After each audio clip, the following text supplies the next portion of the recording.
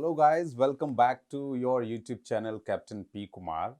और आज जो मैं आप लोगों को जो सवाल है कि like what is the validity of type rating. तो सबसे पहले एक थोड़ा सा बैकग्राउंड जल्दी से आपको दे दूं कि भाई टाइप रेटिंग होती क्या है। कि जब आप सीपीएल कर लेते हो, जब आपका सिंगल इंजन या मल्टी इंजन के साथ आपका सीपीएल कंप्लीट हो जाता है, आपके डीजीसी के पेपर सारे क्लियर हो जाते हैं, जब in hand you have CPL, now you are looking for the airline job, तो उसमें आपको क्या होता है कि एक टाइप रेटिंग करनी पड़ती है बड़े एयरक्राफ्ट की। वैसे हालांकि मैंने ये किसी वीडियो में बता रखा है, उसका भी लिंक ऊपर दे देंगे, तो वहाँ पे आप जा कर के कि टाइप रेटिंग होती क्या है। तो जैसे एयरबस हो गया, बोइंग हो गया और आपका एटीआर हो गया। जैसे हम सीपीएल में जो ट्रेनिंग करते हैं वो बेसिक छोटे एयरक्राफ्ट्स की ट्रेनिंग करते हैं।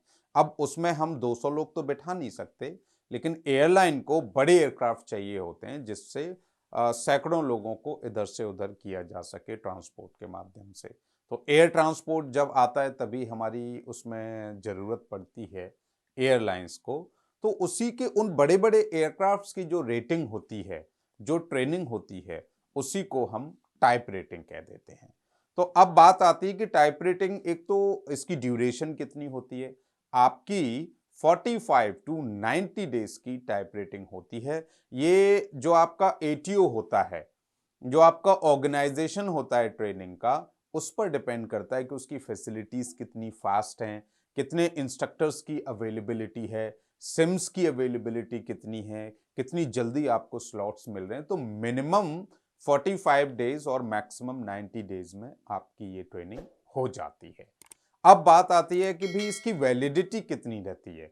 तो जो आपका लास्ट चेक होता है, जब आपकी ट्रेनिंग कंप्लीट होने वाली होती है, तो जो आपका लास्ट चेक होता है, उस चेक डेट से आपकी ये टाइप रेटिंग 1 साल तक वैलिड होती है। 1 साल तक आपको कुछ नहीं करना है, लेकिन 1 साल जैसे ही क्रॉस करता है तो आपको एक चेक होता है आपका आईआरपीपीसी का, वो चेक इसमें कराना पड़ता है। वो चेक करने के बाद वापस से ये 1 साल के लिए वैलिड हो जाती है। लेकिन अगर 1 साल के बाद भी आपने कुछ नहीं कराया और 2 साल हो गए, ठीक है, तो एक तो होता है कि 1 साल से पहले ही मैंने रिन्यू करा लिया, और एक 1 साल हो गया, और एक होता है कि 2 साल हो गए, ठीक है, और 2 साल हो गए लेकिन 3 साल नहीं हुए हैं। तो 2 साल के बाद आपको 6 सेशन करने पड़ते हैं और आपकी टाइप रेटिंग वापस से रिन्यू हो जाती है। लेकिन अगर टाइप रेटिंग करने के 3 साल तक अगर आप कुछ नहीं करते हो, तो आपकी पूरी की पूरी टाइप रेटिंग लैप्स हो जाती है। फिर आप कहीं उसके बिहाफ पर अप्लाई नहीं कर सकते, आपको वापस से पूरी की पूरी टाइप रेटिंग करनी पड़ेगी।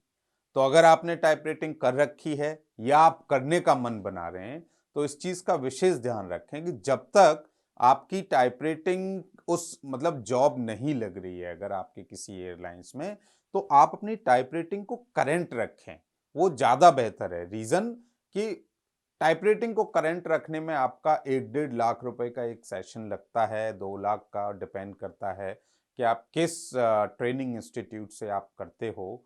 तो उसमें क्या होता है कि आपका करंट रहता है, तो एयरलाइंस भी उसको प्रेफर करती हैं, क्योंकि कई सारी एयरलाइंस आपसे जो एप्लीकेशन मांगती हैं उसमें वो पूछती हैं कि भाई टाइप रेटिंग आपकी करंट है या नहीं है, आईआर आपका करंट है या नहीं है। तो बेहतर है कि आप उससे करंट रखें, क्योंकि अगर आपका सिलेक्शन हो भी जाता है किसी एयरलाइंस में, तो भी आपको करंट करने के लिए वो आपको अपने पैसे से ही इनिशियली एक बार करंट करके आना होता है। बाद में एयरलाइंस अपने खर्चे पर आपको सारी ट्रेनिंग करवाती हैं। I hope I have given your answer. In case अगर आपका कोई और भी सवाल है टाइप रेटिंग से रिलेटेड, तो आप you can comment below, you can connect with me on Instagram. I would love to help you. Thank you so much. See you soon. Bye.